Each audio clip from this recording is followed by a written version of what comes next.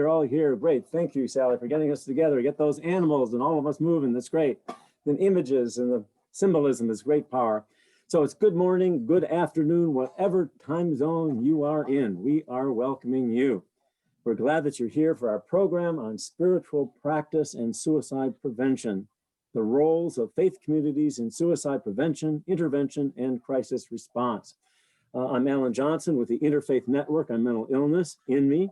It's one of the hosts of this program, along with the National Action Alliance for Suicide Prevention Faith Communities Task Force. We wanted to offer this program during May, which is Mental Health Month, and during this National Weekend of Prayer for Faith, Hope, and Life. Now, INME's mission is to offer programs and resources for faith communities and our local community to break the stigma about mental illness, mental health conditions, and to find support for one's journey in living life fully. This webinar was conceived in partnership with Dr.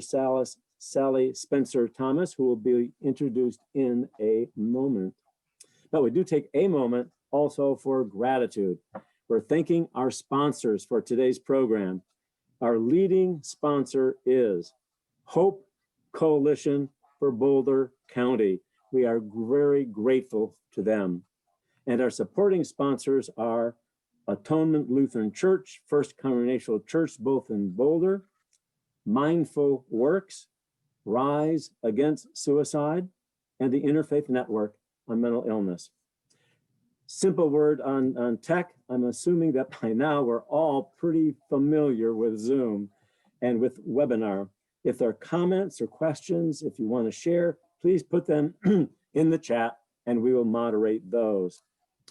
Our program today will include a presentation workshop by our speaker, a short break, and an interfaith panel moderated by our speaker. This program will be and is being recorded. Again, we welcome each of you and so glad that you have taken your time to engage with us in this program. And as we prepare, I invite you to join me just in a moment of prayer. Join me.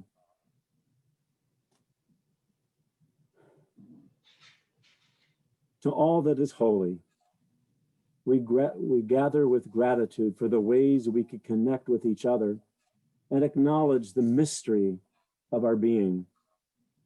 We are glad that we can gather to learn. For some who have been impacted by suicide of a loved one or friend, or some who are wanting to find the resources for those who are struggling with suicidality, we come into this sacred space to be touched and upheld. We ask for the strength which is sometimes within us and sometimes beyond our own imagining. In our hearing, let our lives be enriched in what is shared and lead us to advocacy and action. And may peace, deep peace, abide here this day, this time. Amen. Now we are honored to have Susan Marine to introduce our speaker this afternoon. Susan is a suicide loss survivor. Her son died of suicide 2003, and her daughter died the same way 4 years later. In a search to make meaning from loss, Susan became a passionate advocate for suicide prevention. She found that the support of her faith community has been crucial to her healing from the suicides of her children. Because she knew one's faith could be a strength in times of crisis, she was one of the original co-founders of the Interfaith Network on Mental Illness. We warmly welcome you, Susan. Thank you, Alan. It is truly my honor to introduce Sally Spencer-Thomas. I first knew Sally by working on suicide prevention initiatives at the state level within Colorado. Sally is now known around the world as an inspirational keynote speaker, as a podcaster, and impact entrepreneur. She has worked to bring about systems change and innovation. She worked to create the online resource, Man Therapy, and served as the lead author on the national guidelines for workplace suicide prevention.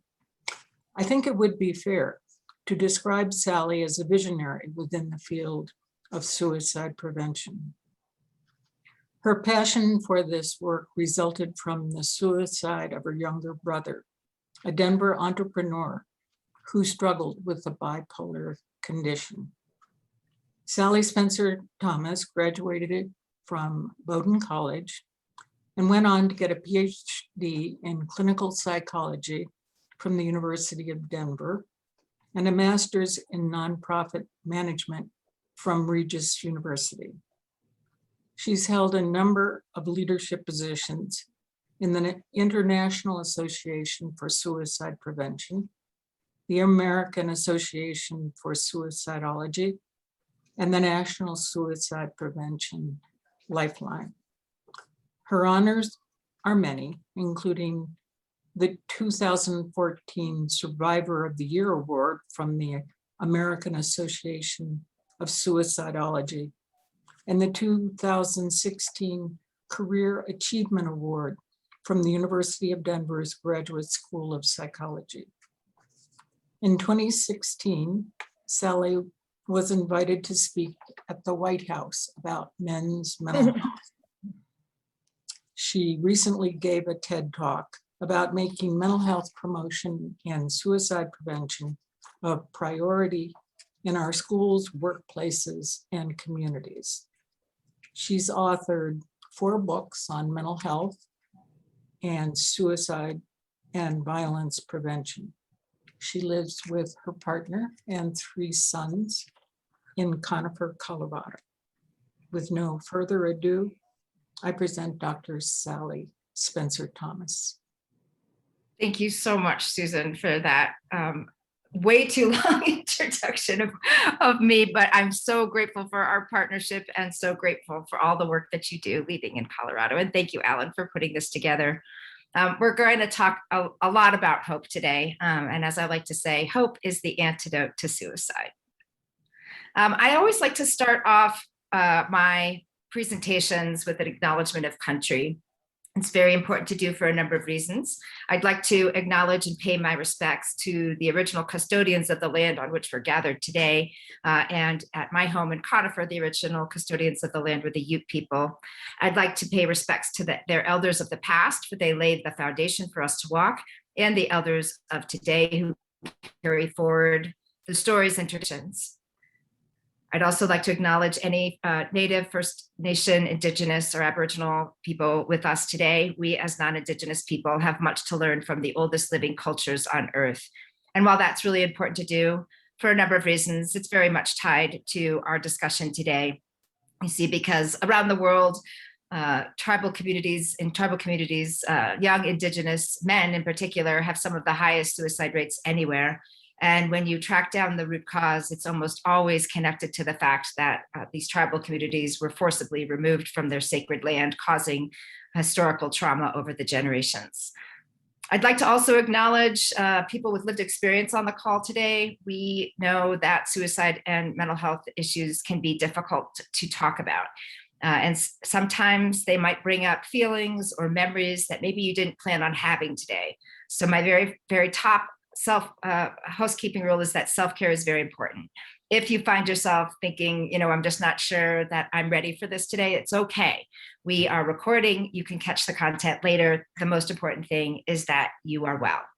I also have tremendous gratitude, as we heard at the top, for all the partners and the sponsors and the organizers and the panelists and the partnerships that made this happen, and all of the faith communities out there that are really focusing on how can we do better in the space of mental health promotion and suicide prevention with our communities.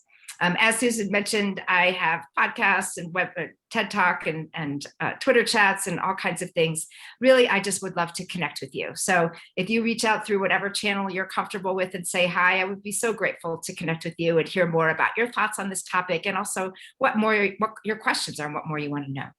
All right, I always like to have fun, a little fun, because this is heavy stuff. So we're going to start off with a little interactive thing. We already heard about your spirit animal. That was great. Now I want to have a little bit of a pandemic prose moment with you. What is a 6-word story, something you thought you'd never think or say, but you did since COVID hit? And I'll give you a couple of my examples. I wear fuzzy slippers to work, and my furry coworker snuggles at my feet. And this is pretty much what my workday looks like every day. He's looking up at me like, Mom, why are you bothering me with this picture? I was sleeping. So what is your 6-word story, just to kind of get us warmed up and practicing in the chat? That you said something. You said, does the store have toilet paper? I know. Do you remember that? Yes. That was something we were all a little worried about. I know I went on Amazon and ordered like this huge roll. I don't even know where it is anymore, but yeah, a little panicked. I have kept a gratitude log for 406 days. Yes, me as well. It's really been a great practice to help us get through. All right, well, keep going there. Again, just a way to connect us and, take a look back at the last 15 months so with a little bit of levity. I live at my house breakfast bar. Yes, great. All right, so this is the reason why I'm here. Whoop, back we go. For me, this is the reason I'm here. This is my brother, Carson. Carson was a 34-year-old business leader, father of 2, when he took his life on December 7th, 2004. And while it's beyond the scope of this very brief workshop for me to share our whole story, I will share parts of it as we go through, of how faith and spirituality and my faith community made a huge difference in my grief journey. I am part of Jefferson Unitarian Church, Unitarian Universalist Church here in Golden, Colorado. And they were had a phenomenal impact on my family and me, not just in the immediate aftermath, but in the long term. I was also working at Regis University at the time, which is a Jesuit Catholic school, and that also very much shaped my path. So I'll be highlighting experiences, my experiences and how they kind of shape some thinking. My 2 things that I'm hoping to have you take away from today, and then of course we'll have more at the panel later today, is to really identify some key reasons why faith communities absolutely need to be part of the overall public health approach to suicide prevention. Faith communities are uniquely situated to play a role that other systems like education and healthcare cannot provide. So absolutely needs to be a major part of our effort. And then I'm hopefully going to give you just a couple of ideas on strategic ways to do upstream, midstream, and downstream planning, strategic planning for communities interested in taking action. I have tons of acknowledgements. I already mentioned my faith community and also Regis University, but these folks here, I'll highlight some of this as we go along, also had a major influence in some of my thinking. Dr. Doty and I published this booklet. It's free. It's on the interwebs. If you Google the title, you'll find it. It's published in 2010, but it's still got lots of resources and approaches, some of which I'll cover today. Dr. Michelle Lingust was the president of the American Association of Suicidology around the time that I lost my brother. She also had lost a sibling and had an impact on me. And Danielle Jean is a major researcher who helped me shape some of the research that we'll talk about later. So this is kind of where the thinking started, is that faith communities and mental health services kind of operate in silos, and not even just that, sometimes throw sideways glances at each other historically, like, do we really trust those people over there? We're not sure that they actually have their hands on the truth, whatever that means. And so there's been maybe some historical distrust. I even remember as part of the training that it wasn't really appropriate to talk about spiritual views because maybe you didn't share the same frameworks, and that would be seen as offensive or off-putting. Anyway, it's just been a complicated history. But when we look at the bigger picture, we really have, at the essence, a shared vision of what we would like for humanity, which is vitality and robust living and meaningful living and connection. And so partnering in these ways is a really important step. And then, of course, there's all kinds of health outcomes when we look at people's spiritual lives in their mental health and addictions recovery. Of course, 12-step programs are very much based in spiritual practices and spiritual connection. They provide pretty much, in a lot of spaces, unconditional connection and integrated communities with lots of different types of support. Most of the world's practices offer things around moderation and gratitude and just healthy practices in general about getting centered and giving back. I mean, all of these things are really good for our well-being. Even just the different spiritual practices of meditation and prayer are demonstratively able to lower our physiology and help us stay calm. And then when we look at people who use mental health services, about 50% of them say that their spiritual life, their spiritual practices were absolutely essential in their recovery. And the citation here is Amidia Colucci, who's one of my sheroes. She does this work on an international scale, really looking at the role of faith and spirituality and faith communities in suicide prevention. And so please look her up. When we were thinking about this, when Tim and I were thinking about this in the book, we really thought there's probably a number of unique ways that faith communities contribute to the conversation, but these are some that came top of mind. One is that, again, world traditions have at their core some shared tenets that are really important when it comes to suicide prevention. The tenet of valuing life and how sacred life is. And that also that faith is a place that we turn to in times of overwhelm, despair, loss, trauma, and tragedy.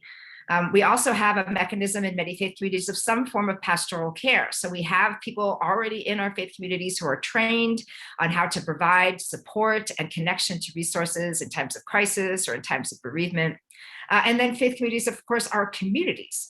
So when communities hit hard times, it's often the faith community that becomes the epicenter of pulling together a place where we feel connected. A big part of our identity is belonging to these faith communities.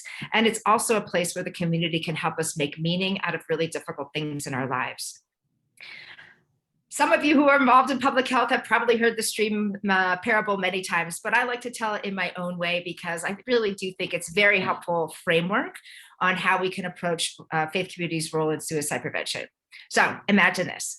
You're walking along a beautiful river. It's a sunny, sparkly day. And all of a sudden you look down in the river and someone's drowning in the river. So you don't waste a second. You just jump in, you pull the person ashore, you perform CPR, they gurgle and spurt, they come back to life. And man, you feel amazing. You just saved someone's life. Isn't that cool? Well, just as you're all thinking how awesome you are, you look down at the river and there are a few more people drowning in the river. Well, you can't save them all. So you start shouting out, help me, help me, help me. We've got people drowning in the river and everybody comes a running because that's what we do in a crisis. People come a running and everybody's in the water now. And it is overwhelming. You know, we don't have a plan for this. Everybody's kind of thrashing about trying to save the drowning people and it's exhausting. And guess what? We can't save them all. And people are floating on by. Everybody's exasperated. Well, somebody gets the great idea to swim upstream a little bit and try to teach people how to tread water. But you know what? It turns out it's really hard to learn how to tread water when you're drowning. You get absolutely exhausted. You throw your hands up, you jump out of the river and you start running up the banks. And everybody in the river's like, where are you going? We have people drowning in this river. And you say, I'm going upstream to figure out who's pushing all of these people in. That is the idea about getting upstream from the crisis of suicide prevention. And so when we look downstream, absolutely, we need to show up with our best game. We need to show up with dignity. We need to show up with compassion. We need to show up with useful, vetted resources that we have firsthand knowledge with. But if we're really going to get in front of suicide, we actually need to get upstream from that moment because kind of like stage 4 cancer, sometimes it's really hard to turn things around. As we get upstream from that, now we're looking at early identification, how we can bridge people to a buffet of resources. And upstream from that, how do we actually get to proactive prevention by promoting individual community resilience and also removing toxic environments. So I'm going to highlight just a couple of practices. Our panelists have a wealth of knowledge, experience, and ideas. So they're going to take this to a much higher level. But I just wanted to get us started. And so if you would maybe take out a piece of paper or take some notes in your phone, because I'm going to ask you in a little bit some of your ideas around each of these areas and maybe some of the things that you're already doing that you've had great success with and put it into the chat to share your knowledge with others. Okay, so again, upstream prevention is really both building protective factors around individual and community resilience, as well as preventing the despair and distress from happening in the first place, which means it's not good enough just to provide mental health awareness and counseling resources. We also need to tackle toxicity. We need to go look at the environment to figure out what is driving despair and distress. Are there social justice issues, inequities, harassment, hazing, discrimination, bullying, all of that stuff? It's not just good enough just to get people to counselors. We actually have to take responsibility for our environment and do so with a culture of care and civility and inclusion. So a couple of things here. We have a number of people on our panelists who are the developers of the National Weekend of Prayer that Reverend Allen mentioned at the top. So I'm hoping that through the panelist discussion, they'll highlight some of the resources here around the prayer guide that they've developed. And if somebody could drop into the chat the link to the White Weekend of Prayer, that would be great, so people can kind of connect to these resources right away. Since we're in it, it would be helpful for people to have some of these things at their fingertips.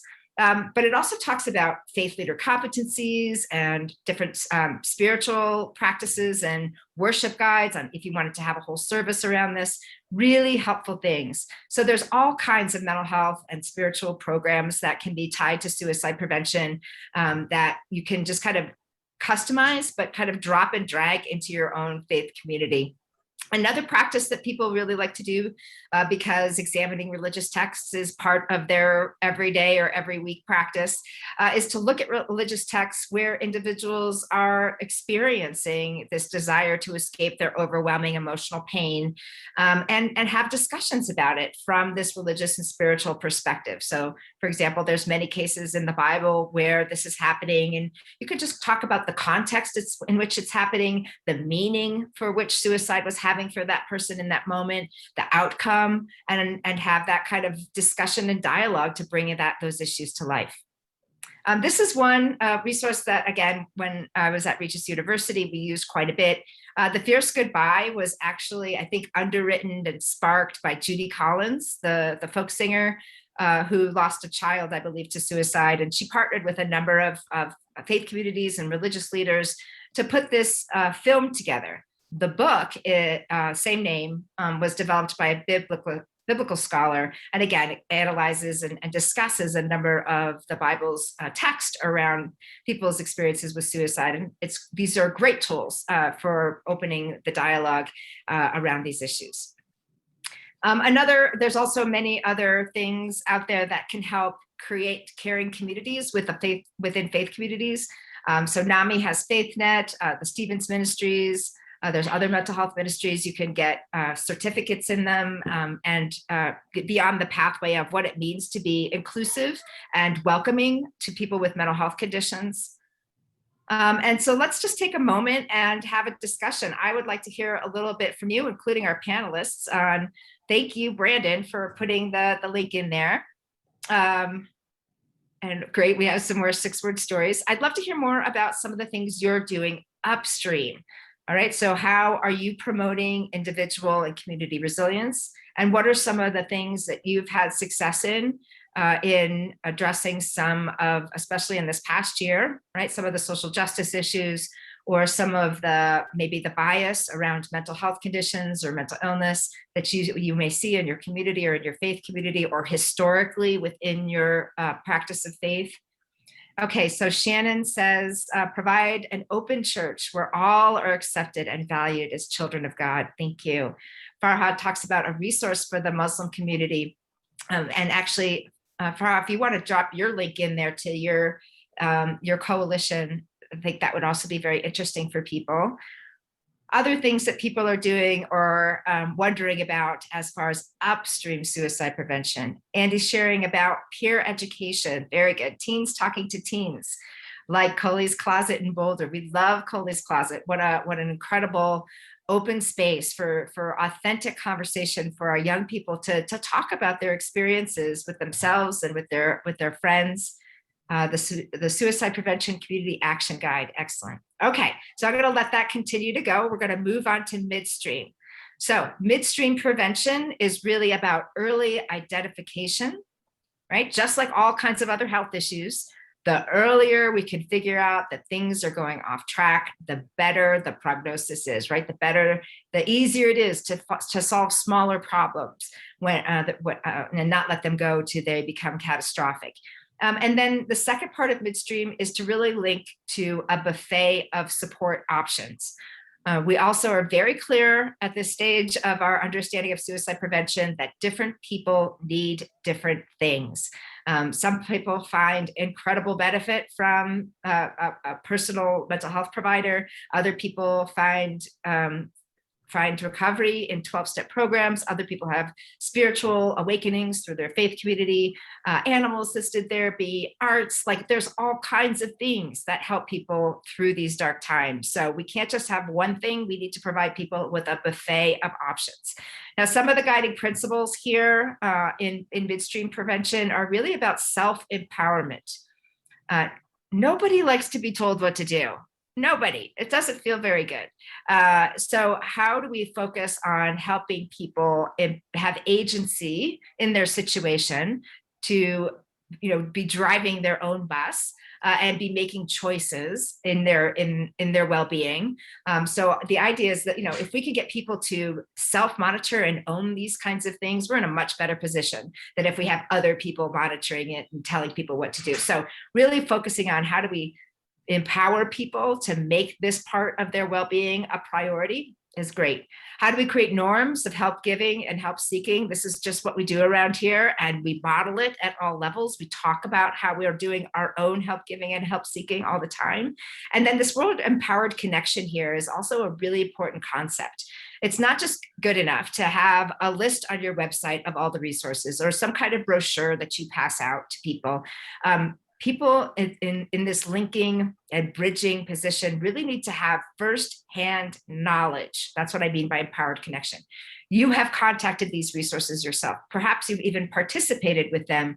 You have that lived experience of engaging with the resources. So when you say, hey, I've had experience here, I've called the Lifeline, or I've used the crisis text line, or I've used this community resource. I know what it's like. I know, Dr. Mary, she's amazing.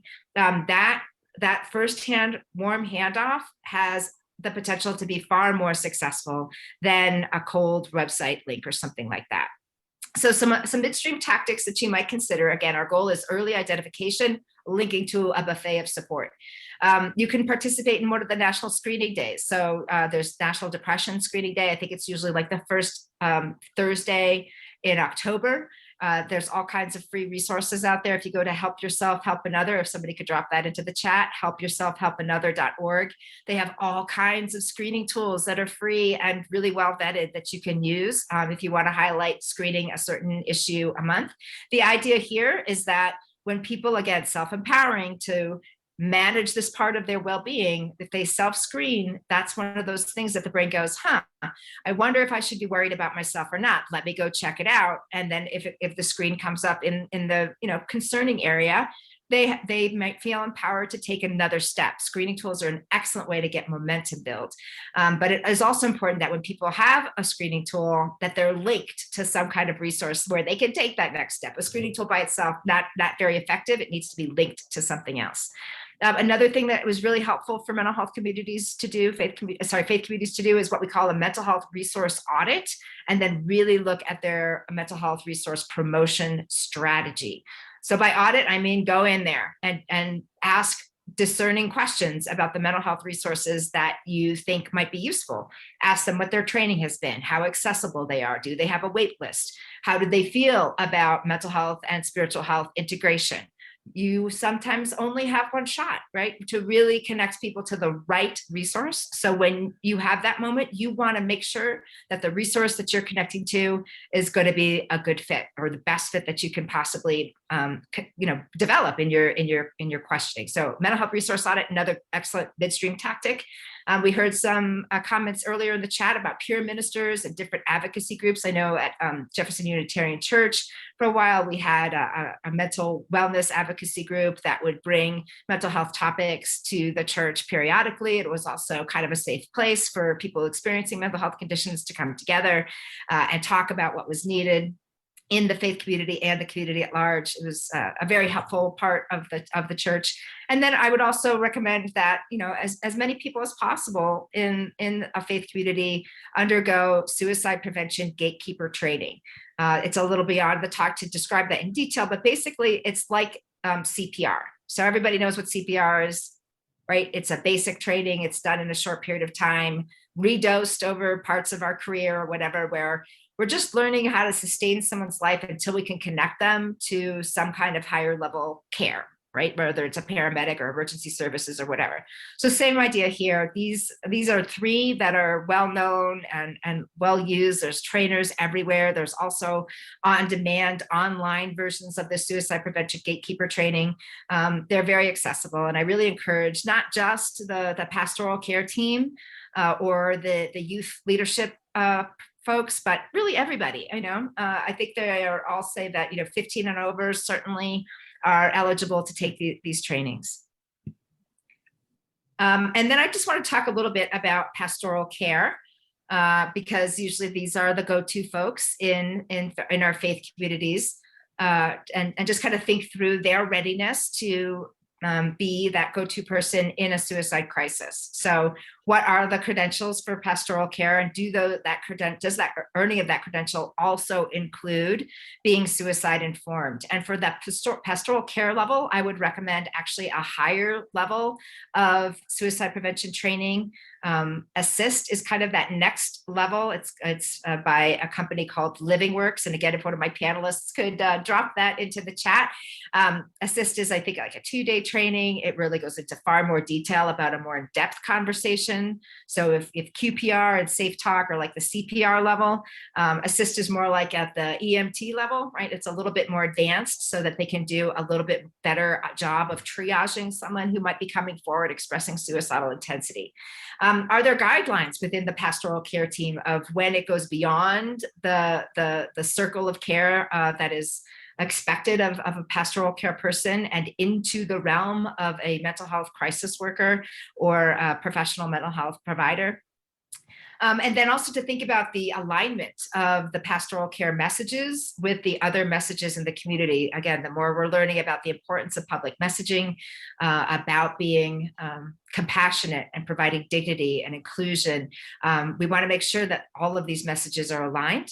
And then does the pastoral care team have that first degree knowledge of the resources in which they're connecting people to? So that's something for pastoral care teams to think about. Now, Susan mentioned in the intro that I was involved in a project called Man Therapy. This started in Colorado. It is a men's mental health campaign, mantherapy.org. Again, if somebody could drop that into the chat, mantherapy.org. And basically the idea was we needed to reach the men who are falling through the cracks. The overwhelming majority of people who die by suicide in the United States are men. Most of them have never stepped foot into any kind of mental health care. Most of them have one attempt and it's fatal. So it's a really important demographic to reach if we're going to get in front of our suicide rates. And as we started to learn about what was working with these men, they said you need a different approach. Coming at us with mental health language doesn't really work very well. We are much more responsive to talking about stress and overwhelm, et cetera, et cetera. So we put this website together. It actually uses humor. A little bit of humor is also what they told us was helpful to reach them, and digital media as a way to start the conversation with these very hard to reach men. And as we were doing this, we were gathering stories from men who had survived suicide attempts or who had come through addiction or trauma. And we were really touched by the number of stories that focused on spiritual awakening as a big part, as the main part of their recovery journey. And so this is one. This is Rex. Rex is a trucker from Wyoming, and he talks about how faith played a huge role in his recovery.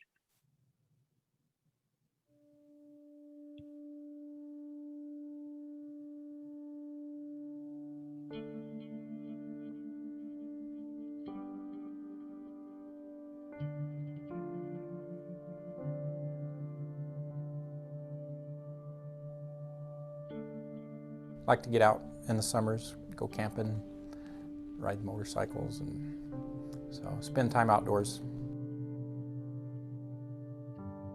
Got to the point where I didn't feel like I was functioning. I could get it together enough to go to work, But then it seemed like I'd get home and everything just went down the pot. Anger was part of the problem. You know, I'd get mad at the dumbest things, and I would wind up, you know, going to bed, you know, in the middle of the day on the weekend and kind of giving up.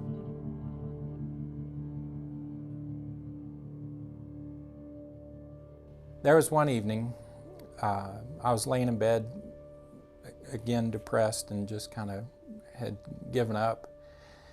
And, you know, that's a scary point to get to. You know, there's not much to an impulse, and I'd say I was just half an impulse away.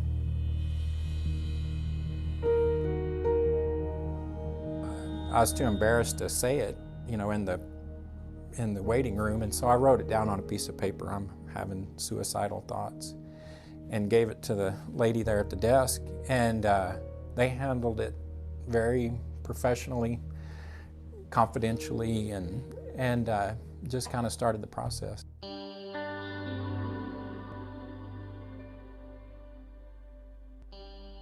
He let me kind of babble and ramble on about what was going on and what my problems were, and he finally asked me if I was getting fed, and as soon as he said that, I knew exactly what he meant. Am I getting fed applied to the spiritual aspect of it for me, because I see a lot of benefit in that as well. But since then, I've kind of gradually learned that getting fed can mean a lot of different things. You can be fed by doing things that you're passionate about, things you enjoy, kind of give your soul something, you know, to look forward to. It's okay to ask for help. It's one of those things where we can't always fix it on our own. And, for whatever reason, we're not too embarrassed to ask the guy at Home Depot, how do you know, I can't get my water heater to drain, what am I doing wrong? But we think we can take care of medical issues like this on our own. All right. Thank you, Rex. He's been such a great connector up in Wyoming with faith communities and suicide prevention. All right, so now let's get your ideas on what you have used in the midstream. Has anybody done a screening program that they recommend? How else are there other trainings? I saw a lot of discussion up there about some of the suicide prevention gatekeeper trainings, as well as mental health first aid. Are there other faith-based midstream suicide prevention tactics or strategies that you would recommend? And if so, go ahead and share them with your colleagues. I'll also say that in addition to man therapy, we also developed a book series called Guts, Grit, and the Grind. That is men sharing their stories of recovery and advocacy and so forth after going through really hard times. And I would say at least a third of those stories, maybe more, had faith and spirituality and faith communities as a big part of their practice in recovery. A referral list, yes, Brandon, yes, a well-vetted and not like overwhelming referral list, like so people have a pathway, because you know when you're in a state of overwhelm, it is so hard to navigate overwhelming information. Like you just need to know like where to start, what the first step is, and to have that cleared for you so that you can just move into action is a really important role that faith communities can have for people. What is the name of the support for men you mentioned? Yeah, man therapy. I'm afraid to get out of my screen share to go find that, because I might mess this up. So if somebody could type in mantherapy.org and drop it into the chat. Mantherapy.org is, it's just a very unique and innovative way to get men connected into their own self-agency around mental health, because it provides a screening tool for anger, substance use, anxiety, and suicide, as well as all kinds of resources, including some faith and spiritual resources. Thank you, John. Excellent. All right, speaking about mental health from the pulpit, fantastic, Connie. That's right. How do we model this? We model it in all the places. We model it in in our teen groups. We model it in our parenting support. We model it in newcomer orientation. We model it from the pulpit, and especially right when the preacher or the minister and not only gives people permission, but also models, you know what, me too, right? Like, who among us hasn't gone through a really, really hard time? Nobody, right? And many of us have also reached out to professional mental health supports or 12-step programs or whatever. We've all had, many of us have had some kind of own personal journey through this. So when we model, of course, this is how we take care of ourselves. It's how we take care of each other. Oh, yes, the Live Project. Oh, thank you so much for bringing that up, Alan.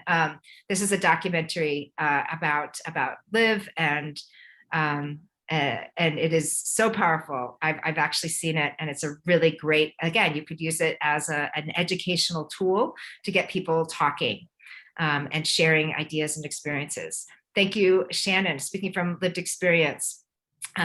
Right, NAMI, our own voice speaker. Okay, so Shannon's talking about this training that NAMI has in our own voice, where it helps people who think they might want to share their story more publicly and perhaps in their faith community, kind of think that through, sharing what does it mean to share, what are elements of powerful storytelling and so forth, and practice with feedback. United Suicide Survivors International is another place. We have 2 online courses for that. So if you can't attend one of NAMI's in your own voice speaker trainings, you can get it on demand through United Suicide Survivors International. The use of language, that's right. How we phrase the language that we use either helps increase stigma and bias, or increases dignity and understanding and compassion. So Alan's example there of committed suicide is a prime example of how we're shifting the way we talk about things away from our old language like committed suicide or successful and unsuccessful suicide into things that focus on resilience and empowerment and dignity, like it's a person who's fighting suicidal thoughts, or it's a person who's lived through a suicide attempt. Excellent. All right, you can keep that going.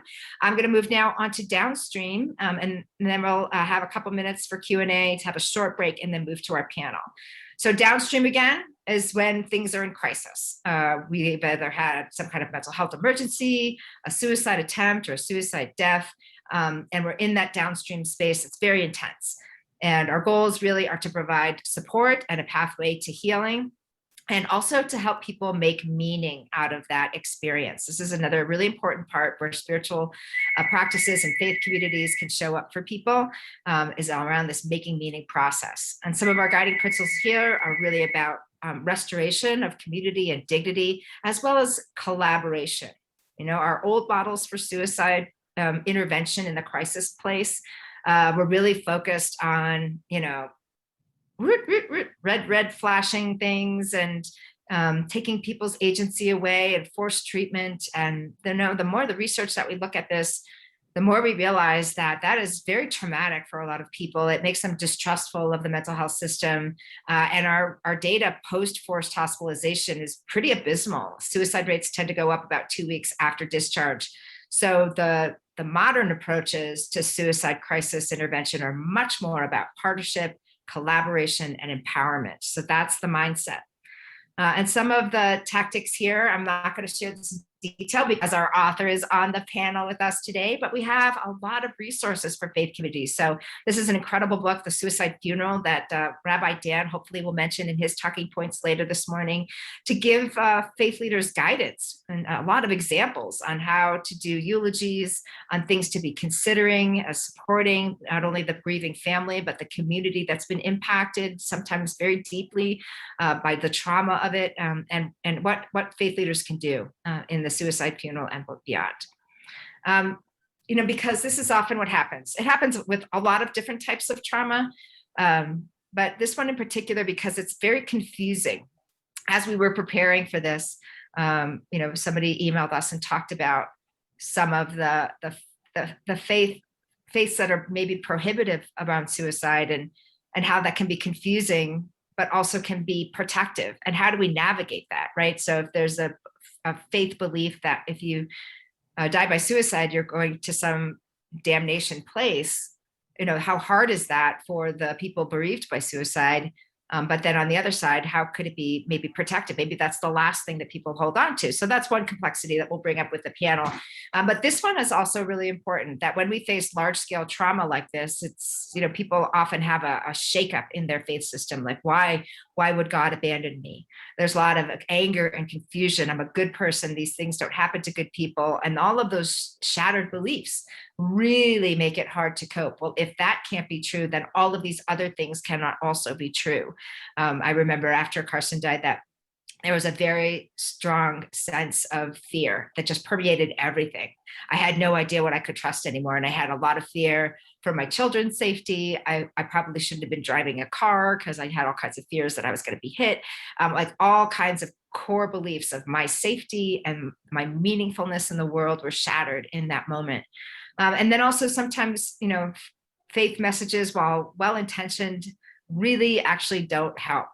God will never give you more you can handle. It's God wish, no cross, no crown. These are really not helpful. And so sometimes people do have a crisis of faith. Danielle, Jean, and I did do some research that I'll highlight parts of it in a second. But one of the things that made it into a chapter in an academic book on suicide grief was around religious coping and shifts in religiosity after a suicide death. And there was a good chunk of our population that we surveyed, about 1,700 people globally, that moved away from more fundamentalist perspectives around their faith and more into I'm a spiritual but not religious person. There was a good chunk of people that had that level of shake-up faith after the suicide death. This is one of the things that I'm a real big fan of. Again, going back to my case study with Jefferson Unitarian Church, a couple of weeks after Carson died, my father came to our little family and said, we must go, and held up this newspaper of a faith community that was holding an interfaith service around the holidays. Again, my brother died December 7th, right before our Christmas holiday. They were having an interfaith service that they called Blue Holidays or something like that. And we went, and in this service were people who were going through hard times. Most of it was grief and loss. And it was somber, but it was building a community of people who were having hardship in a time where it felt like the rest of the world was celebrating.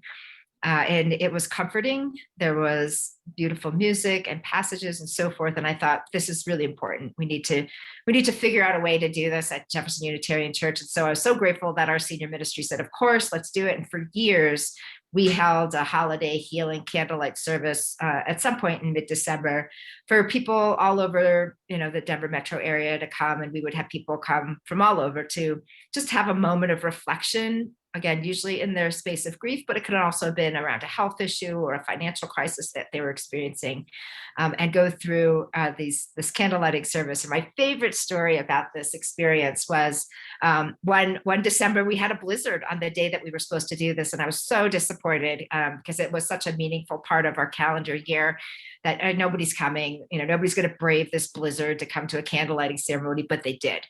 We had, upwards of maybe 50 people in our little chapel sanctuary. And it was beautiful. It was a beautiful snowy evening, and we're just finishing up. All the candles are lit, and our minister of music is playing an a cappella, singing an a cappella Silent Night, and the lights go off. And there we are, sitting in this beautiful candlelit chapel, holding hands and singing Silent Night. It's something I will never forget.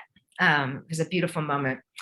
So I encourage you to do something like that. It doesn't necessarily have to be over the December high holidays, but something that brings people together in their grief and loss and shared space. This little poem here at the end is from my mentor, probably the guy that kicked it off for me, Tony G. He talked about after-death communications that he had with his daughter after she died by suicide. And he likes to think of the candle shining in the dark, lighting the way between two hearts, one here and one over there. So in just a couple of more slides, and then we'll open up for a couple minutes of Q&A.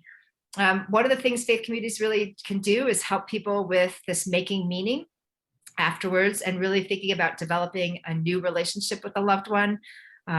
they're not gone. Our relationship has just changed in a fundamental way. And so who am I if I'm not in relationship with this person, or if I'm in this new relationship with this person?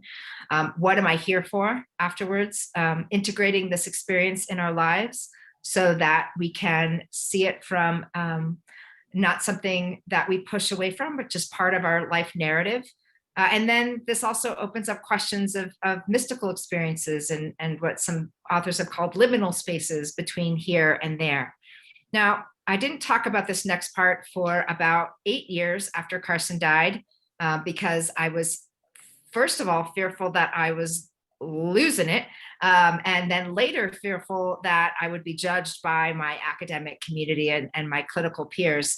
But, you know, after I turned 50, I was like, I don't care what you people think of me. I'm going to share this anyway. So about a couple of weeks after Carson died, I started to have what I experienced and describe as connections with him.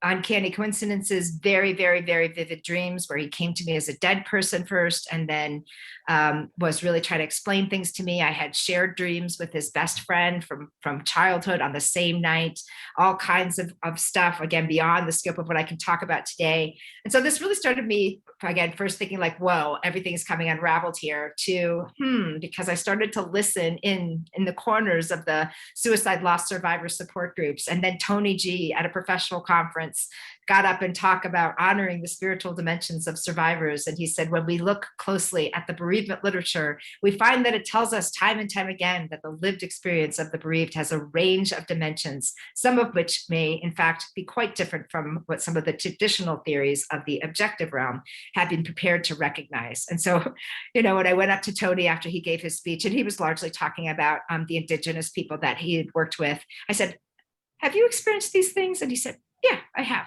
And so we started talking about the continuing bond after death, that it happens at 2 levels for many people, not everybody, but for many people, they can conjure up an internal representation, right? So I can think about what my brother looked like. I can think about what he sounded like. I can conjure up memories and reminisce. That's one level. And then the other level that, again, some people have, especially after a traumatic death, is an actual sense of presence, where we can viscerally feel things in a very vivid way. It's powerful, deeply emotional, feels like communication. And these are one of the things in life. Are we ever going to prove this happens? I doubt it. Things are meant to be a mystery. But as we started to dig deeper and deeper, we found that these sense of presence or after-death communication experiences were meaningful and comforting for many. And so this is one piece of the research that Danielle Jean and I did, where we asked people, how did you have spiritual connections with your loved one after death? Did you have them? About 80% of our samples said yes. And then about 75% of them said that they found these experiences helpful. They were able to forgive. They were reassured that their loved one was safe. They found it peaceful, loving, et cetera, et cetera. For the group that found them neither helpful nor harmful, most of those folks found that they were overwhelmingly grief-inducing, that they were very sad.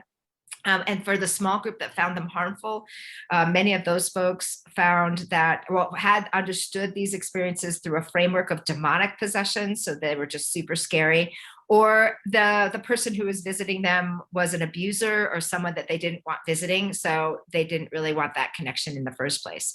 So much more there. I call that the ghost stories research that Danielle Jean and I did. Here's a couple of quotes. Life does not end with death, and profoundly deep relationships don't end either.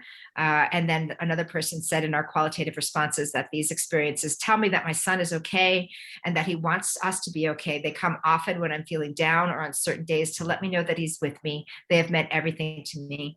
I should also mention that many of my photographs here are from Craig Miller. He's a brilliant suicide prevention advocate with lived experience and an amazing photographer. All right, so our last discussion section is, what are your downstream ideas and practices? How do you help after a mental health emergency or a suicide attempt or suicide crisis, suicide loss, either in the faith community or in the community at large, or sometimes, you know, when we have celebrity suicide deaths like Robin Williams and Kate Spade and Anthony Bourdain, are other things. Thank you, Shannon, on When Bad Things Happen to Good People is an excellent book.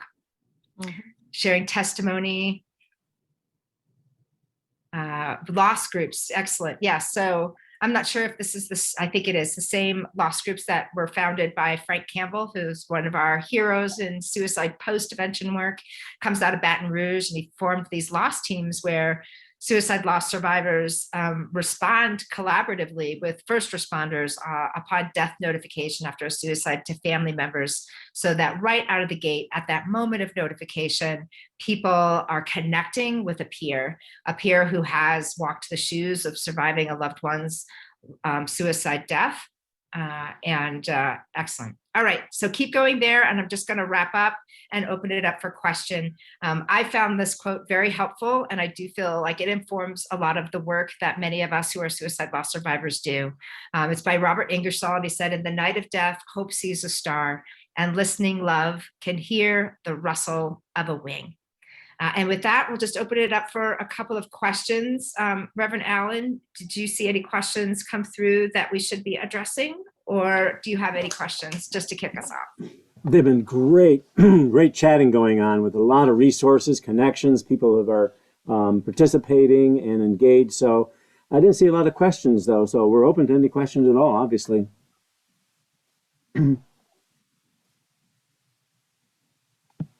And if not, that's okay too. We will have lots of time for Q&A with the panel. One of the things that we also thought would be really important at this juncture is to practice what we're putting out there, which is taking a minute or two for self-care.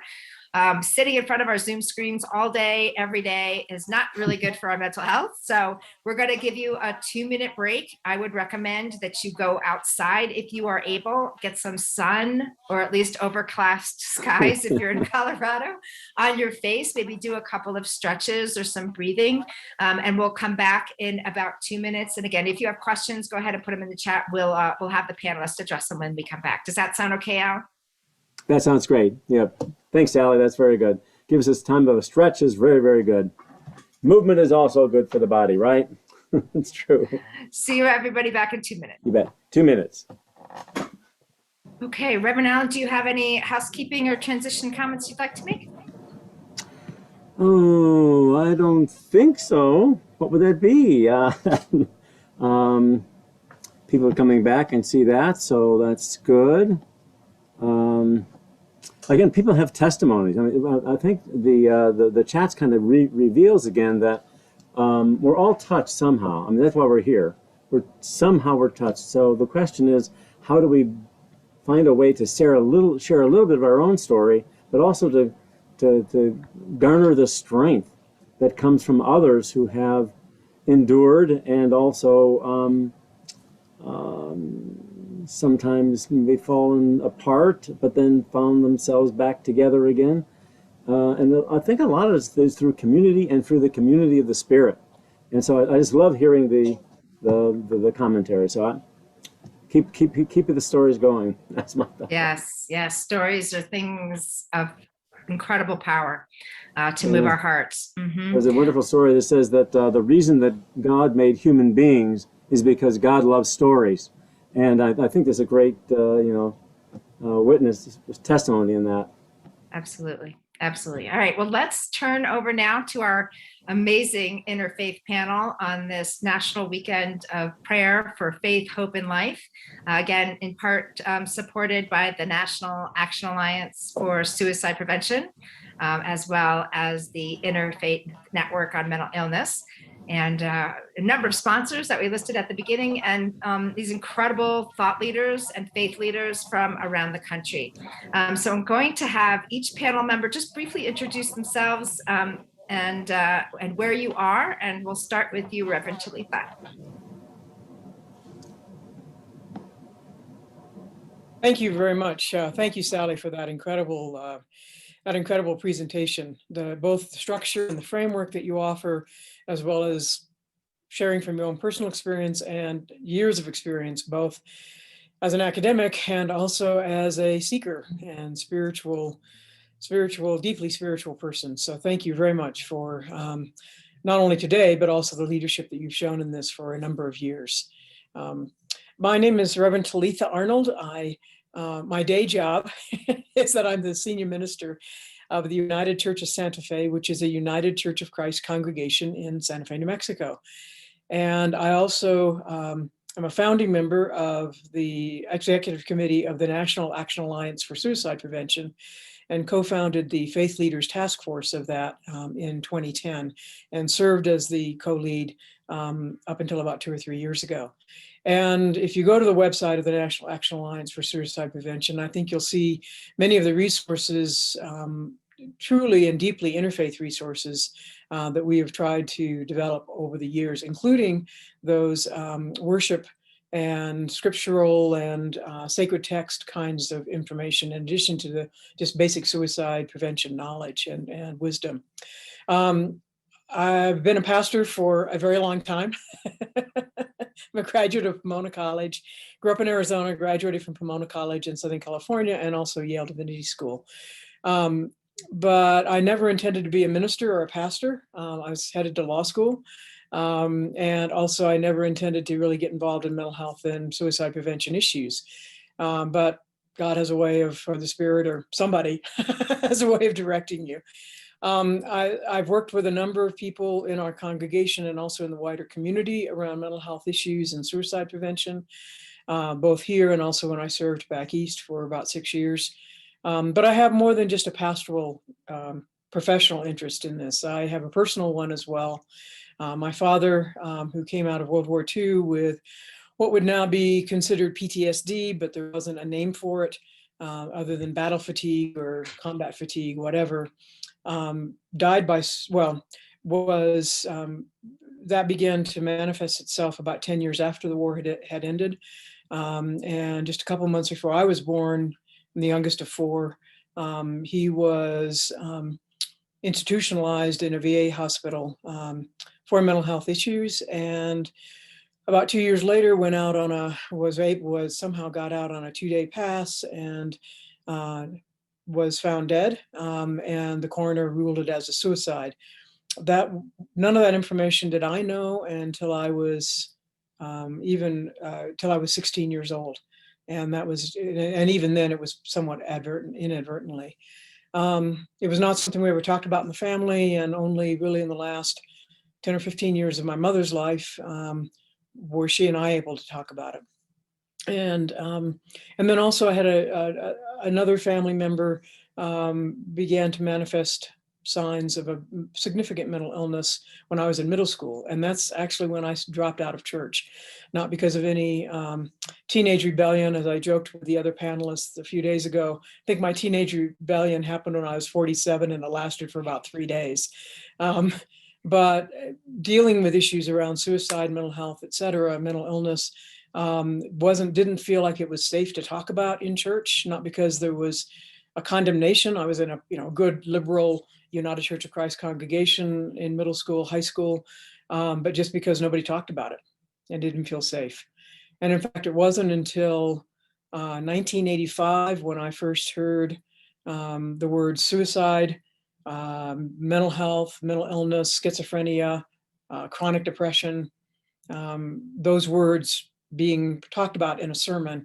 And it was a sermon I was giving as a young associate minister when I was serving back in Connecticut. So God can use even the most challenging circumstances of our lives for good. Not that God causes those circumstances, but God helps us redeem them, I think, by engaging us in, as Leonard Cohen says, don't worry about the cracks in the bell, or don't worry about the cracks.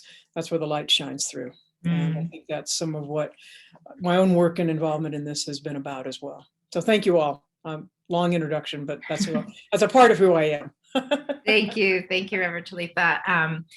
Dr. Farha, please introduce yourself and also how suicide has shown up in your lives, and if so, how faith has helped you through it. So my name is Farha Abbasi. I'm assistant professor of psychiatry at Michigan State University and have been working in the field of Muslim mental health for the last 15 years. And my journey through the work has been through a lot of personal losses and pains and finding purpose in that pain. But what really deepened my concern and really kind of gives me the energy to continue working on these issues is when I see in faith communities how this mental illnesses is still so shrouded in silence and buried in shame, and I feel the stigma is the biggest barrier in care of the community. And when I see this, that still one thing is understanding depression and anxiety and accepting it, but understanding the consequences of it, consequences of untreated depression and anxiety. But unfortunately, for the community, suicide is also loaded with political nuances. So suicide in Muslim community came out as more like a political issue rather than a mental health concern. And even today, I think the biggest problem is the trust deficit that the community has in the mental health community. So we are working on those fault lines. And even today, I know it's not the theme of the panel, but unfortunately with the Muslim community, I think political, social impact of the environment we are living in is really impacting their accessing timely care. But another piece I really wanted to talk about is that I see in other faith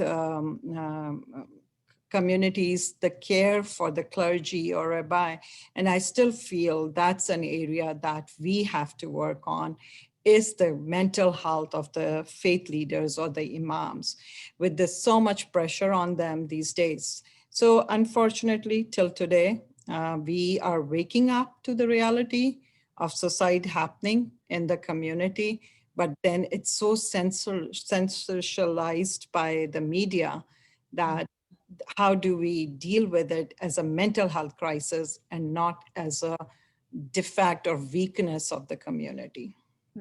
Thank you so much for that excellent overview. Brandon Johnson, the amazing Brandon Johnson, please introduce yourself and also how suicide or mental health emergencies have shown up in your life and how has faith helped you or the others through? Sure. First, thank you for having me. I'm Brandon. I work my day job. I work at SAMHSA, Substance Abuse Mental Health Services Administration, which is a department of the U.S. Department of Health and Human Services. And so in that work, I work in the suicide prevention branch there. I've been there for about 4 years. My main role is as a government project officer. So I oversee a number of grantees, and I oversee our what's called the Garrett Lee Smith State Tribal Youth Suicide Prevention Program. So I oversee that program, which provides funding to states, tribes, and territories to reduce and eliminate suicide among youth between the ages of 10 to 24. On top of that, I have had the honor of putting my feet in the huge shoes of Talitha and others who started the Faith Communities Task Force. So myself and Dr. Melinda Moore, we currently co-lead that Faith Task Force that Reverend Talitha mentioned earlier. And so we are working to continue that work and to move those efforts forward. Part of it also being the National Weekend of Prayer, which is right now this weekend.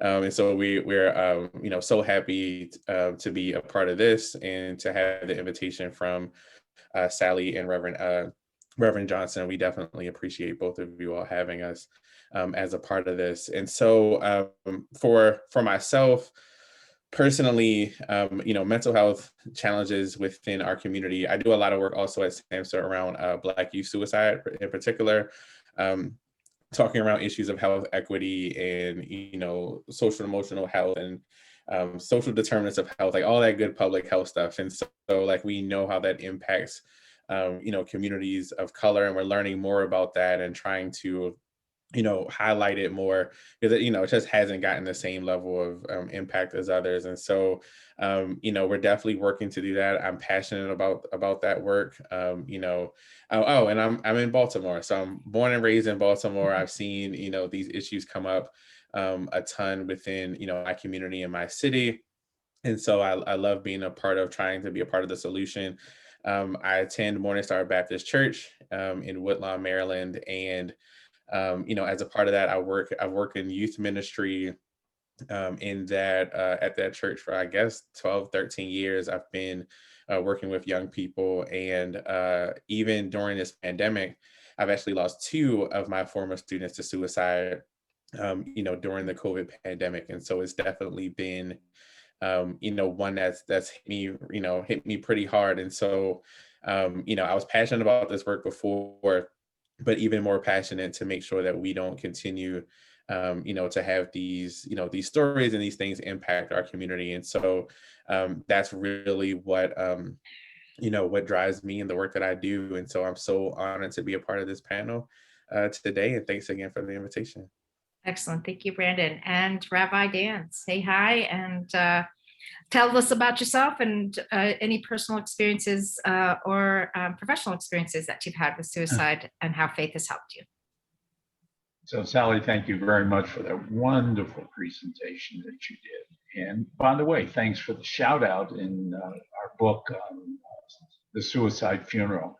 And I hope people will look at that because it does give people the idea that we can use faith to get through this terrible moment.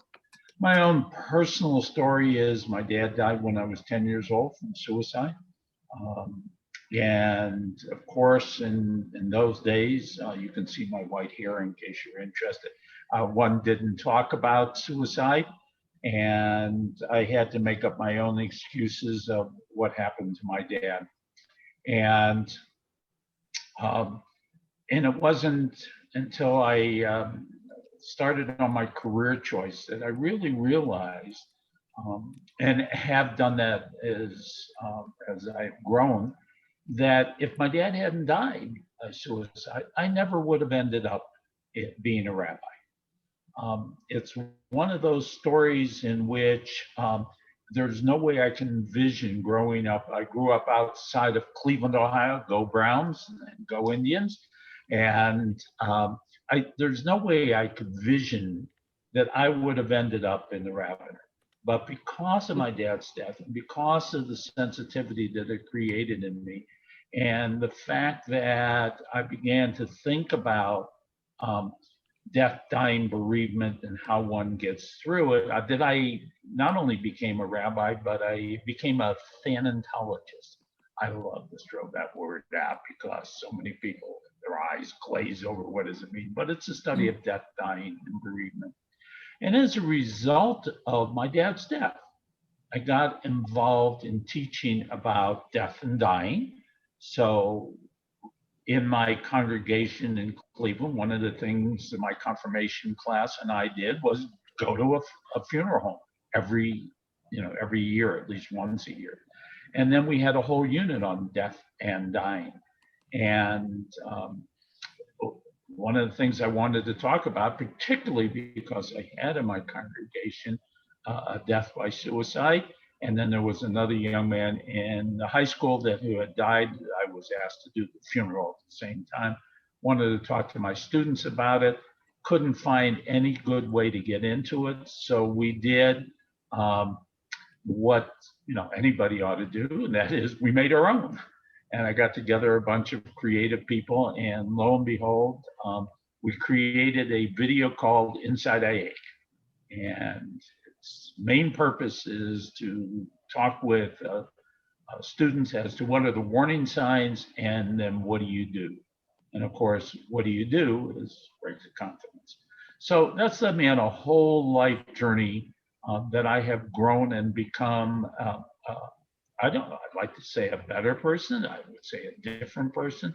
You never know where life takes you. And I guess that's anybody who was going through it, it would be worthwhile for you to go back and say, how have I grown and become a different person because of my experience? Mm-hmm. Thank you. All right, we're going to shift the conversation a little bit now just to kind of look at faith traditions and teaching from religious texts around suicide. What have been some of the historical frameworks that may have been problematic or not, and how has the understanding of some of those frameworks maybe shifted over time? And I'm going to start with you, Brandon. Sure, sure. I think I mentioned being Baptist. I go to a predominantly Black church, and I think historically, when we talk about the historical context of this, traditionally in our community, it's been kind of this double-edged sword as we talk about some of the the phrases and the cliche things that we've given to people who've been struggling with issues around suicidal ideation and mental health challenges, particularly the mantra of just pray about it, give it to God, and everything will be all right. Or this, I would say, unintentional but historical conflict between having your faith and then seeking mental health services, right? Like there's been this thing of well, if your faith was strong enough, you wouldn't be going through this, right? Like you wouldn't need to go to a therapist if your faith and your connection with God was stronger, right? And so we've done that, and again, you can always find two good things in anything. It has helped some folks to be able to deal with some of the things that they've been going through.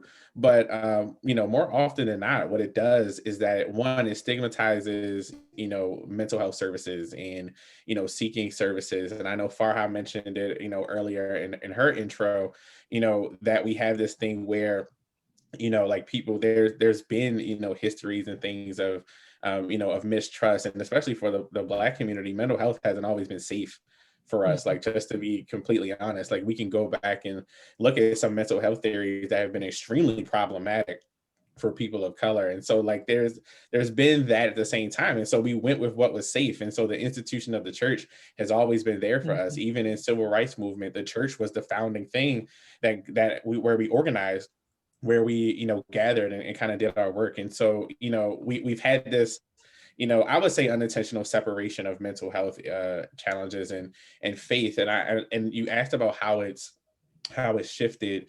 There have been more conversations that I've seen now in churches, in predominantly African American churches, that are really bringing in this concept of faith in mental health. I always say that I'm very or on a faith panel, very blessed to have my first lady, my pastor's wife, who is a licensed clinician. She started a Christian counseling center connected to the church. And so, our faith community gets to hear those messages consistently. Not all churches do, but the conversations have shifted, and people are understanding that, we are holistic, and that God wants us to be well holistically. Like they're, physical, spiritual, mental, emotional, like there are all these different components and pieces of us together. And so like we're starting to get away from that language. There's like a big movement of people saying like you can have Jesus and a therapist too. Like people are like talking about these things in this way, and it's been so it's been so great watching those shifts, and even on a personal level, like watching the supports around those families of those young people that I talked about earlier in my intro. Like it's so encouraging to watch the shift and having those open conversations and providing for supports to folks. And I think generally, and it goes to the work of the other individuals that we have on this panel who've been doing this work a lot longer than I have, who've been setting the standard and making those changes. And now, we're starting to see the fruits of that. Thank you, Brandon. Dr. Abbasi, what's your perspective on the evolution of faith traditions and tenets of faith and religious texts in the Muslim and Islam?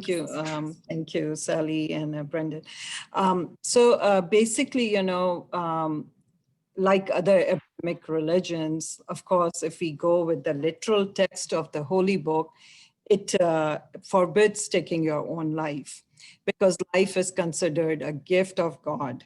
But I feel like when we started having this, so many cases of suicide happening in the community, impacting our youth so much, that we had to take a step back and really go into the spiritual context of what it meant.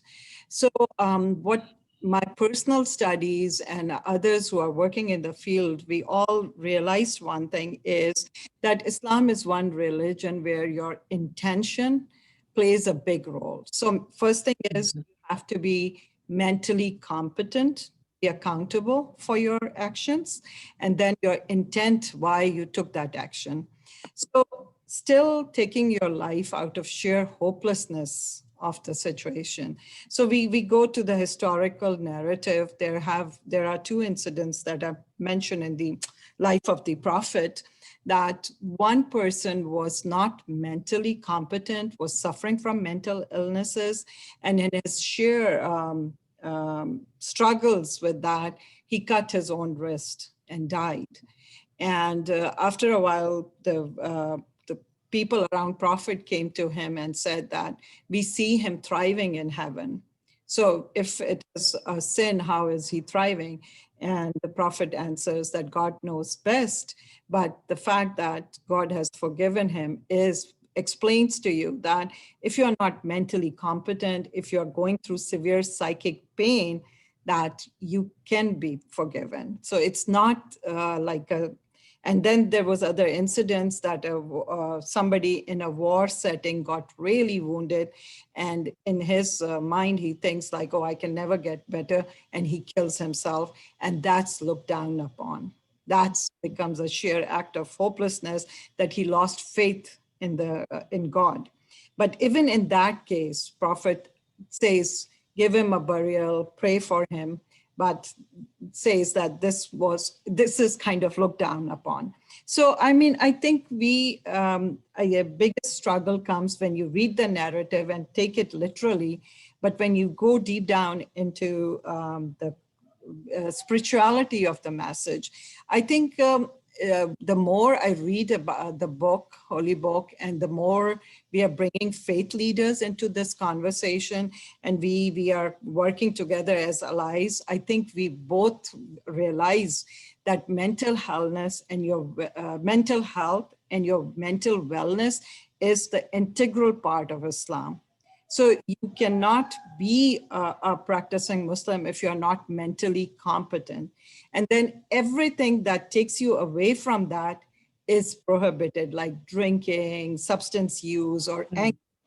So I think there's amazing work being done in the community, and I've added some resources and I can share more, is where we are walking away from this model of sin and hell and heaven to the real kind of applying the spirit of Islam to our everyday living and how to cope with pain, be it psychic pain or be it physical pain. So faith-based mental health has taken root. I'm very excited in my 15 years of work. I see it has taken root as a concept, and we are moving in that direction. Excellent, thank you. Rabbi Dan, what are your perspectives from the Jewish tradition? Well, I could summarize it in the line that comes from Deuteronomy that says, "Uvacharta b'chaim," which means therefore choose life. So the whole concept indeed in Judaism is that one is to choose life, and to choose the goodness and the acts of goodness in life. And subsequently, if you study Torah, you'll see that there are very few suicides that are found in the Bible, because none of them happen in the Torah itself, the 5 books of Moses. And those stories that do occur afterwards, and none of them are people condemned. So I'm a great believer that basically what has happened is that people began to choose suicide as a way of either ending the pain or thinking it's a piece of martyrdom, that they can be like unto Jesus, if you want to put it that way, or they can come to heaven faster. There's some cute jokes about that as well.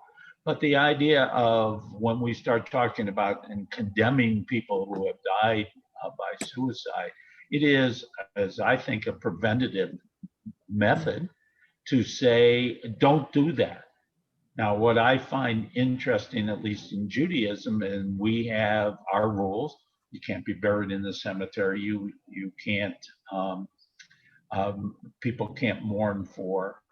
But the interesting facet of that is that there are so many rules that say, well, did you warn him beforehand? Do you have two witnesses that he really died by it and so forth? And make it so difficult to prove that it is suicide that when it comes to afterwards, all the rules kind of go out the window. So I think what our job is upstream is to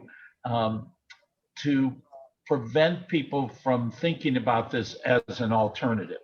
And that, of course, many people who have tunnel vision begin to think that's my only alternative.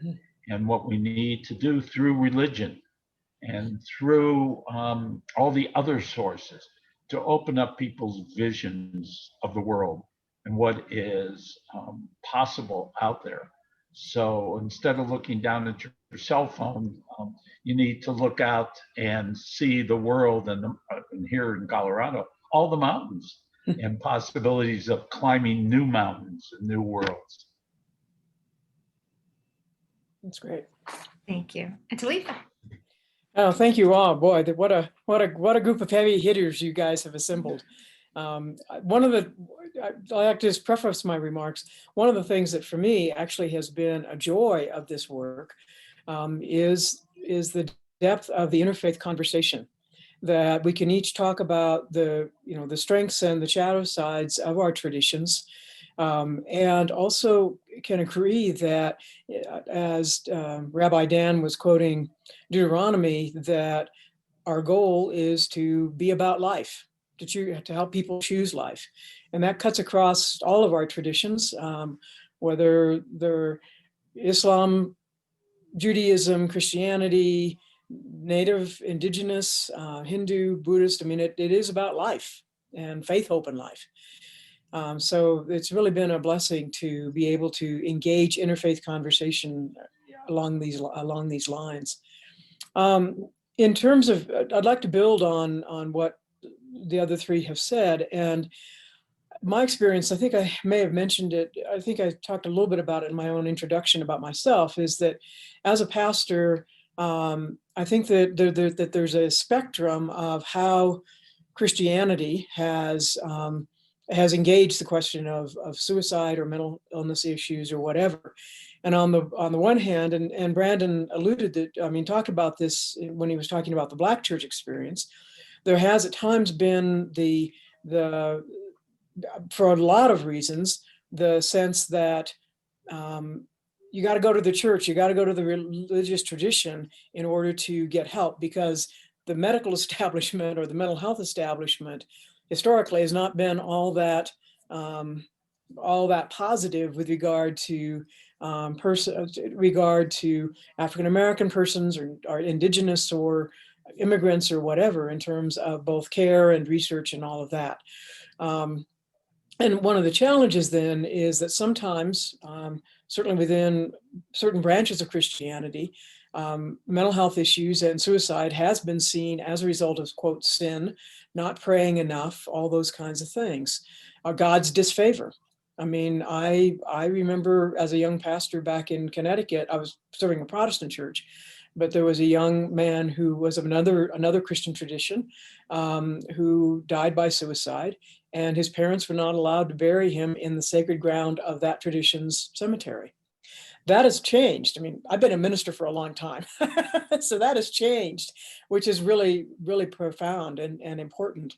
And then similarly, one of the things I've learned from Dr. Abbasi is, in Islam, the issue of agency, the issue of being seen as competent to be able to make a decision, that impacts how one then sees a death by suicide. Because if the person wasn't competent to make a decision, then it's not. I mean, we're not any more than if I had a broken leg, I wouldn't be expected to run a marathon. Of course, I'm not Right. expected to run a marathon now either. I don't even have a broken leg, but I think you get my point.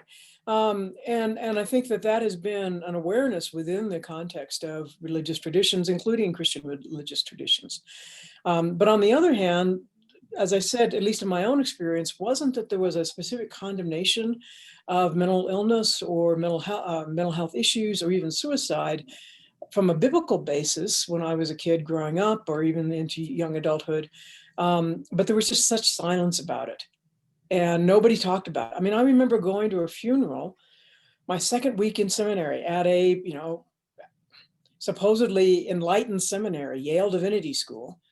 The wife of a professor had died by suicide. I was singing in the chapel choir, and I sat there amazed and disheartened all the way through the service because nobody mentioned that this person had died by suicide. And I understand. I mean, this was a long time ago, but still, I sat there as the daughter of somebody who, it was said, had died by suicide, wishing somebody would break that silence, and they didn't. And as I said earlier, for me, my experience was that when the church, when a faith community of any branch can't talk about such things, then it feels like God can't either. And I think that the work that's being done by all five of you on this panel and others over the last number of decades is truly life-giving. One of the things that has been, and I want to build on what Rabbi Dan was saying, in terms of if you look at the biblical texts, whether the Hebrew Bible that Christians and Jews share or Christian scripture, there are not very many deaths by suicide.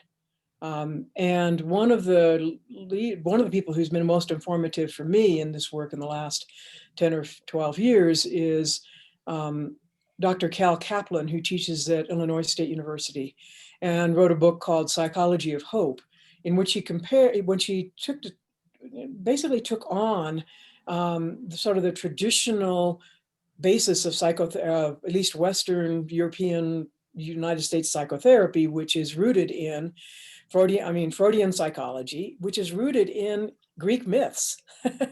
And as Cal says, everybody in the Greek myths commit suicide or die by suicide. Oedipus, Narcissus. I mean, you just go down the road and they go through a hard time and they decide to end their lives. Whereas if you compare, and he's coming from a Jewish perspective, he teaches psychiatry and also is in the religion department at Illinois State University. And he says, if you look at Hebrew scripture, all kinds of horrible things happen to people, but they don't die by suicide. Elijah's out in the desert and he says, God, I am tired of Ahab and Jezebel coming after me. I am exhausted. Take my life. What does God do? Gives him water and food and an assistant in Elisha. That is just basic good suicide prevention technique. He looks at Moses, who, he's been in the wilderness for 40 years with all these people and complaining and muttering, et cetera, et cetera. He goes, God, just do me in. If this is where you're going to treat me, just get it over with. God doesn't do that. Instead, God says, appoint 70 elders to help you out.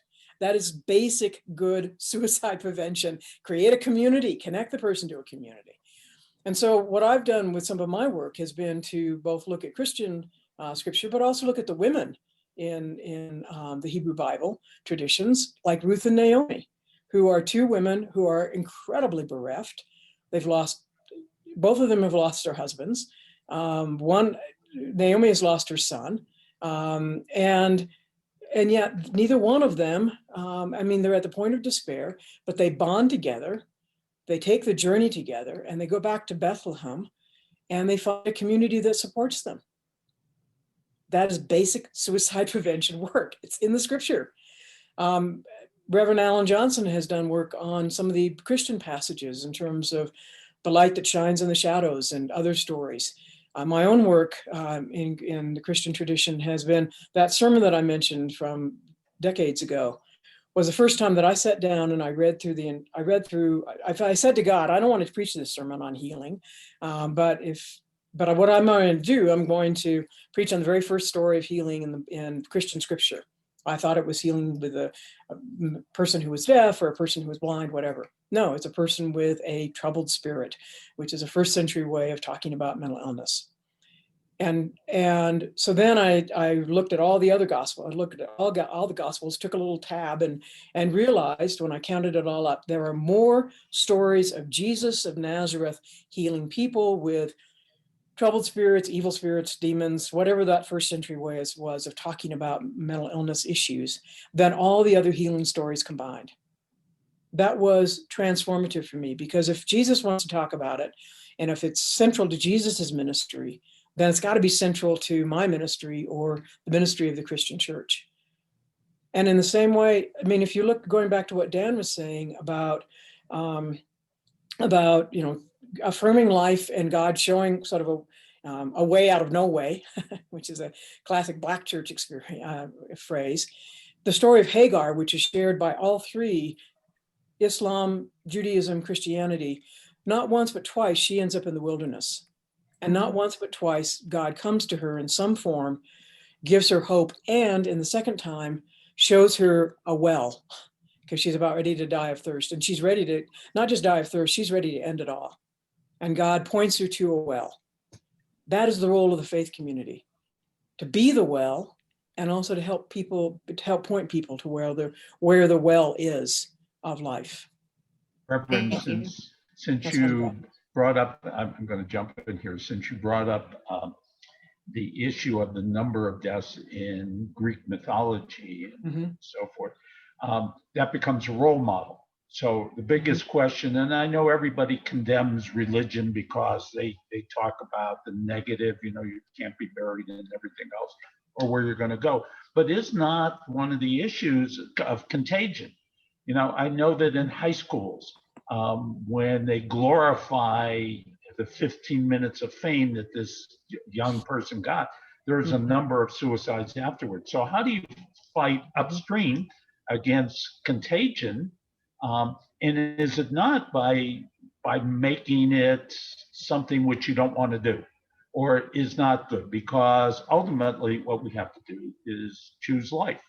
I remember thinking to my brother's eulogy, and this was back in 2004, where we didn't have the book, The Suicide Funeral, or a lot of guidance for our faith leaders to navigate that. But our senior minister did an amazing job, and I think the balance really is about honoring the life that was lived, at the same time not shying away from the tragedy that is suicide and the tsunami that it leaves behind. I want to hear from Brandon, because this is the National Weekend of Prayer, which used to be just the National Day of Prayer, so it's expanding. And Brandon and Dr. Melinda Moore co-chair the Faith Communities Task Force of the National Action Alliance. I'll put the link in there. And Talitha was the former founder and chair. Brandon, what are you thinking about what's happening with this weekend of prayer? And also, given our last 15 months, how has the framework for the weekend of prayer maybe broadened to include some of those social justice issues that are driving folks into despair, some of the more environmental impacts, as well as some of the mental health pieces? What is your vision for this weekend of prayer? Yeah, thanks, Sally. I think it definitely has shifted a bit, obviously, because of some of the things that have gone on.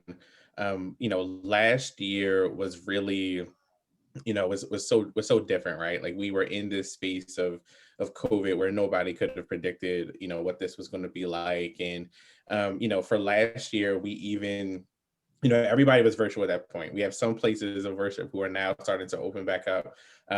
But last year was 100% everybody was virtual. And so we really kind of focused it on a number of different spaces.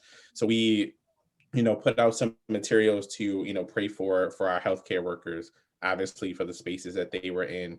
We also included our individuals who participate in and work in the area of hospitality, because the hotel restaurant industries were hit significantly hard during that time. And we also did that for our youth, because we have some metrics, but back then we were extremely concerned, still are, just with the mental health and well-being of our youth. And so we wanted to make sure to cover them in prayer as well. And so for this week, we still want individuals just participating in whatever way, makes sense for you and your faith community.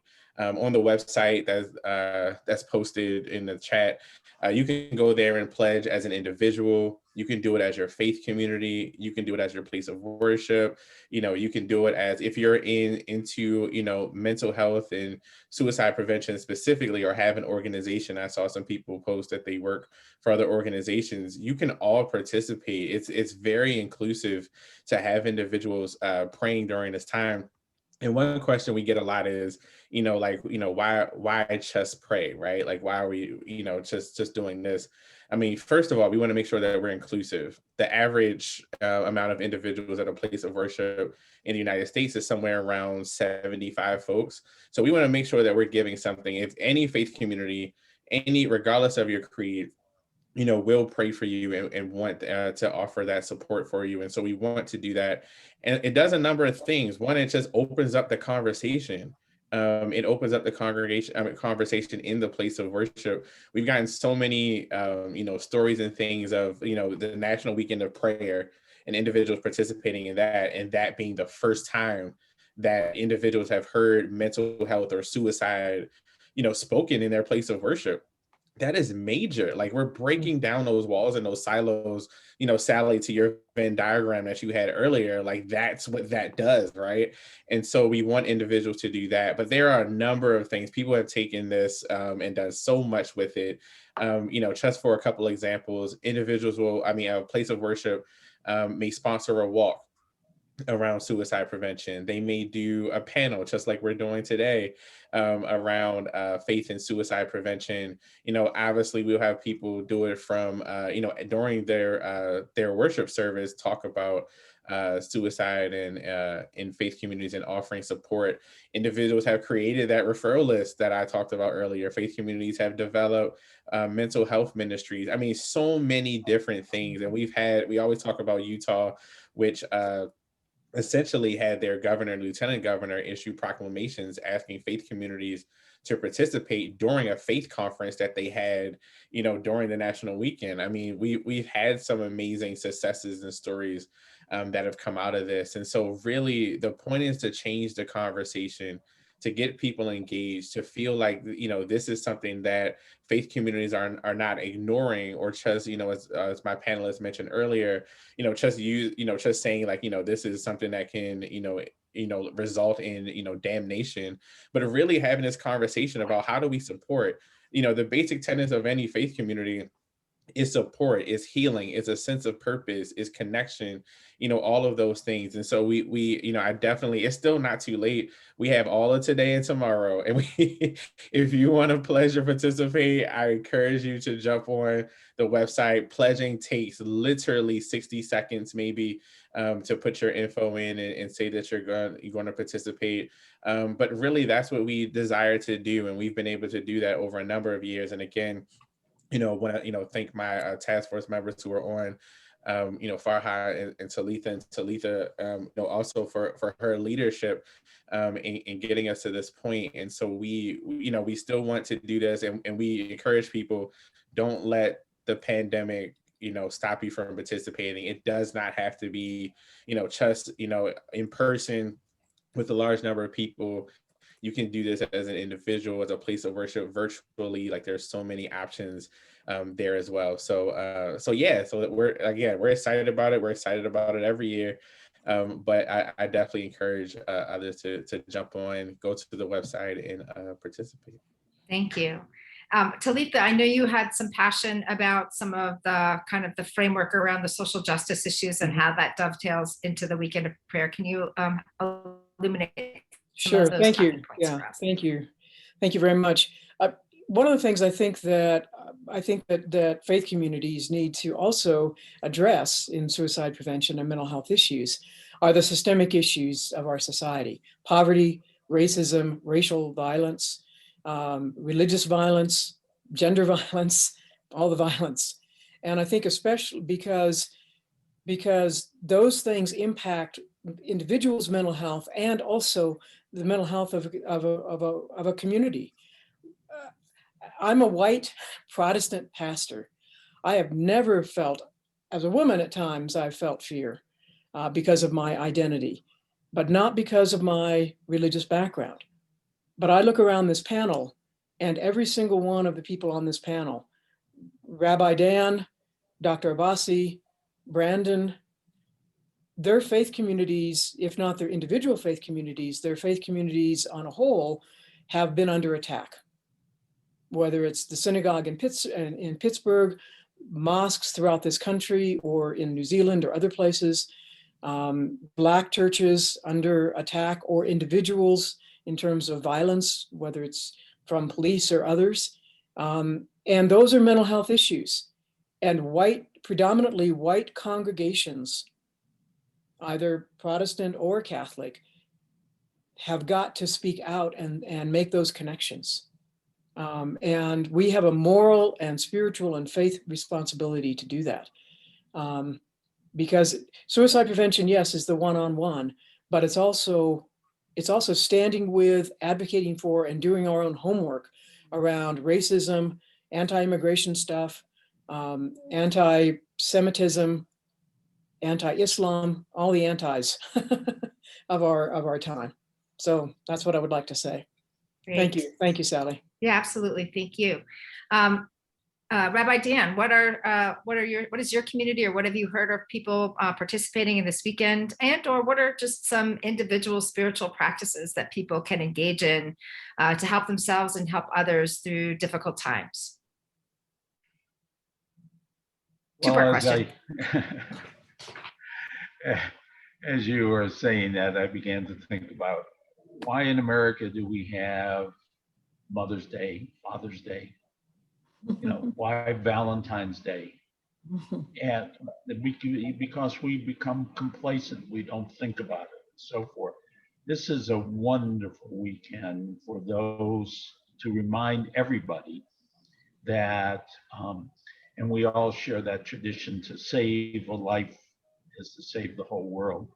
And so subsequently, what we are being called upon to do at this moment is remember there are lives out there that we can save by reaching out. And there is people out there who are silent, but suddenly in the community that Reverend Arnold is talking about, we realize that there's somebody there in pain and we can help. So this is, instead of preaching about maybe just what's in the Bible at that moment, we reach beyond ourselves to the underlying concepts of things like shalom. Shalom really means, it's interesting because shalom means being in balance. And so the concept of life is, how do we get in balance? And I know on the chat, somebody asked about, what do you say to people who want to end their life because they have an illness? And my answer to that particular question, was my response, you can still teach your family and others about how to live life and how to die. And that becomes important. So again, I go back to Ubacharta B'chaim, choose life. As long as it is given to you to its fullest extent, ups, downs, bad, good, experience the blessings that life is giving. And if you, I remind everybody, if you're going to live and you are alive, you're going to have moments of sadness, but on the other hand, it's balanced, shalom, moments of joy. Thank you. And Dr. Abbasi, what are you seeing in this weekend of prayer in the Muslim community? And what are some spiritual practices that help ourselves and help others? Thank you. So I think one thing that we see in Greek mythology, or very prevalent in our surroundings these days, and especially impacting our generation, is avoidance of pain. So, and we come from religious traditions where tests and trials were part of your growth, of your spiritual growth. These challenges the more you were closer to God, more you were tested. And that's what we learned from the religious context. So this concept of avoidance of pain as a clinician, that's something I'm trying to walk away and help my patients, students, or whoever is coming in contact with me is it's okay to be in pain, but knowing how best to cope with, be it spiritually, physically. So, so the dependence on pain meds and other unhealthy coping mechanisms, instead of that, I think that's like somewhere as a society, we learned that pain is bad. So bringing it back to how do you sit in pain and find the purpose in it, right? So there are three concepts that I would like to talk about quickly, just mention it. That's repeated again and again in Quranic verses. One is la tahzanu, don't be sad. La taqnatu, don't lose hope. La tahinu, don't be weak. So I think in our religious tradition, ultimately, the faith is the source of eternal hope. And we somehow have to inculcate that in our everyday living. Thank you. Very powerful. All right. We have a couple of questions in the chat. I'll just throw them out and anybody who feels moved to answer can chime on in. So from Susan, we have a question. What are the ways to reach out to church members after a long year of separation due to COVID restrictions, knowing that many people are feeling disconnected and less likely to reach out for support? What are people trying? We're asking our members of our church council, which is about a dozen people, plus congregational care team, which is about 8 people. Each of them get assigned anywhere between 5 to 10 calls and call everybody in the congregation. Say, check in, how are we doing? And we've been trying to do that on a regular basis throughout the year, but it's sort of a quick and dirty kind of way, and just lets people know that the community is still here, and we care about them. Thank you. Other thoughts? Besides your own personal reaching out to go through your address book and reach out to your friends, but just as you feel, so do others, and others feel as you do. So call a friendly face, and when you come back, a greeting and maybe even a hug. Oh, that's glad to do that. We're almost there. I think we're almost there. So soon.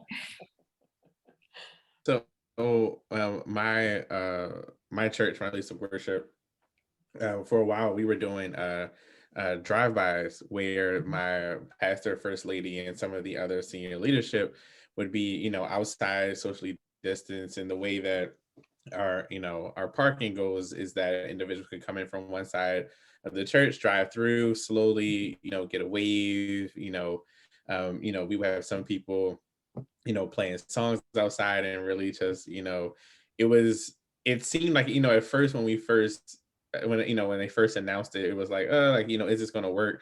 But when we did it, like, people felt like just to see other people that they were familiar with, that they usually saw a couple times a week, like, seeing those people again, like, really uplifted folks. And so, we also had individuals jump on and offer to safely, pick up, any seniors that wanted to come and didn't have transportation, so they could go through that as well, which, really means a lot. I know somebody in the chat mentioned, our aging population, but, we're able to do things like that. And we're, trying to keep our youth connected and get them connected to things. And so, like, we started like a group chat with with our young people. Like, we still meet with them on Sundays, but we started a group chat where we get to send them, not even, some of it is like a song, some of it is something encouraging, but sometimes it's just something funny. It's just something like, lighthearted that can,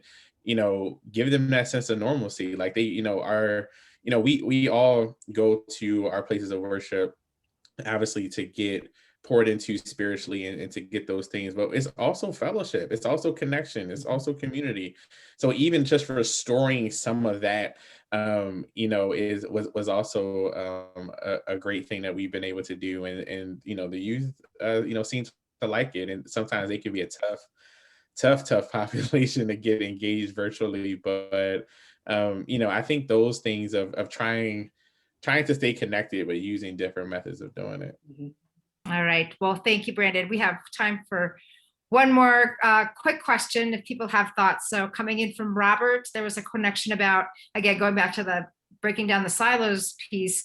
How do we have these conversations about spiritual connections after death with a mental health community that might pathologize that? I know when I was reading some of the literature and putting the papers together, there was like, that's psychosis, that is not touch with reality, that is distorted thinking. And I was like, no, this is like what I'm experiencing. And it's actually been powerfully helpful in my grief journey. So how do we bridge that gap about the spiritual connections after death and talking with that with a mental health community that might pathologize that? Does anybody have thoughts? I guess I should speak up on behalf of the mental health community here. So I think we are now really, when we are looking at resilience and wellness of an individual, we are taking account. So that's where really faith-based mental health has become a part of your treatment. Cultural psychiatry is playing a role.